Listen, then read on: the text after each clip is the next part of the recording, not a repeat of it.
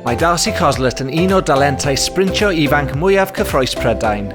Yn cynrychioli Cymru a charfan grŵp cyn-oedran tîm Prydain. Darcy yw pencampraig 400 metr dan do Prydain dan 17 a deiliad record dan 17 Prydain. Camp y gyflawnodd pan oedd yn 15 oed yn unig. Darcy yw'r gorau yn Ewrop a'r drydydd gorau yn y byd am rhedeg 300 metr dan do, ac mae'n dal 9 record Cymreig ar draws y rasys sprint.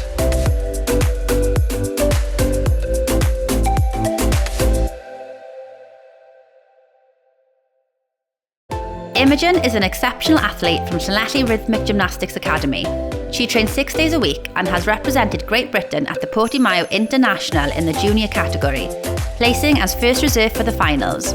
She is the current Welsh Rhythmic Gymnastics National Elite Junior Champion, a title she has held for 5 consecutive years. Imogen also claimed a national silver medal in the junior hoop event at the British Gymnastics Championships in Telford. With 9 years on the Welsh squad and success at both national and international level, she continues to excel through commitment and passion.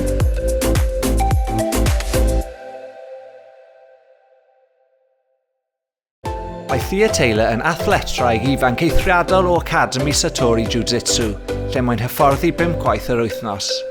Ym Mhencampwriaethau Jiu-Jitsu Prydain, enillodd hi air gan ailadrodd y llwyddiant hwn ym Mhencampwriaethau Jiu-Jitsu Cymru, gan gipio air yn y 2 ddisgybleth. Yn ryngwladol, enillodd Thea arian mewn ymladd dan 12 ac efydd mewn Newaza Ground Fight yng nghystadleuaeth agored Flanders.